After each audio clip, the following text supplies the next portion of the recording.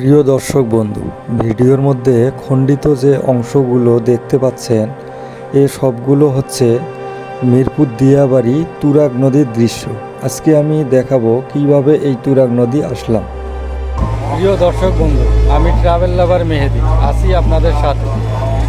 আজকে আমি আপনাদের দেখাতে চলেছি মিরপুর দিয়াবাড়ির দৃশ্য। আমি সাভার থেকে তুরাগ নদী গেছিলাম, অর্থাৎ মিরপুর দিয়াবাড়ি। এখানে সাভার থেকে যেতে হলে আপনাকে চৌরঙ্গি মার্কেট থেকে রিক্সা রিজার্ভ নিয়ে বিরুলিয়া পর্যন্ত যেতে হবে এবং বিরুলিয়া থেকে একটি লেগুনায় উঠে আপনাকে যেতে হবে মিরপুর দিয়াবাড়ি। নদীর ওই পারের গ্রাম যাওয়ার জন্য উঠে পড়লাম একটি নৌকায়। নৌকা ভাড়া জনপ্রতি 5 টাকা নিয়ে থাকে। মামা আস্তে আস্তে বইটা বাইতেছে এবং আমরা যাচ্ছি নদীর ওই পারের গ্রামে। গত ভিডিওতে আমি তুলে ধরেছিলাম নদীর ওই পারের বড় বড় বিল্ডিং এবং নদীর এই পারের গ্রাম। ঠিক একই ভৌগোলিক অবস্থানে আবারও সাক্ষী হলাম আমি। দেখেন, এইখানেও প্রায় ওই রকমই দৃশ্য দেখা যাচ্ছে। এসে পড়লাম গ্রামটিতে। দেখতে পেলেন কিভাবে আমি তুরাগ নদী পার হয়ে আমি গ্রামটিতে প্রবেশ করলাম।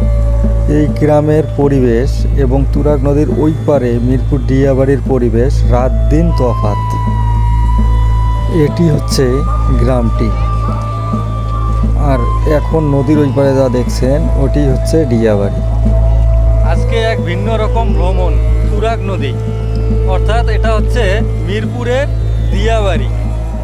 আজকে ভ্রমণ করতে আসলাম মিরপুরের দিয়াবাড়ি। এই দিয়াবাড়ির মধ্যে যে তুরাগ নদীটি আছে এই তুরাগ নদীটি আমি ঘুরে দেখব আজকে এই মামার সাথে।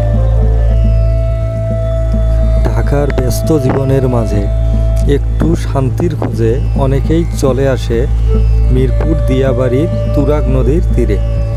এই জায়গাটা যেন শহরের ভিতরে এক টুকরো প্রকৃতি।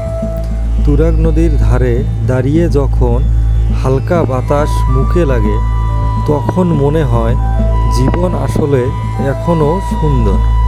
চারদিকে সবুজ, দূরে নদীর ঢেউ আর সন্ধ্যার আলোয় মিশে থাকা নৌকার শব্দ, সব মিলিয়ে এক অন্যরকম অনুভূতি। এ জায়গায় প্রতিদিনই আসে অনেক মানুষ, কেউ হাঁটতে, কেউ ছবি তুলতে, কেউ বা নিঃশব্দে বসে প্রকৃতির সৌন্দর্য উপভোগ করতে আসে এখানে। আমি মেহেদি হাসান তোমাদের দেখাচ্ছি তুরাগ নদীর এই মনোমুগ্ধকর দৃশ্য, যেখানে শহর আর প্রকৃতি মিলেমিশে একাকার হয়ে গেছে। ভিডিওটি ভালো লাগলে চ্যানেলটি সাবস্ক্রাইব করে দিবেন।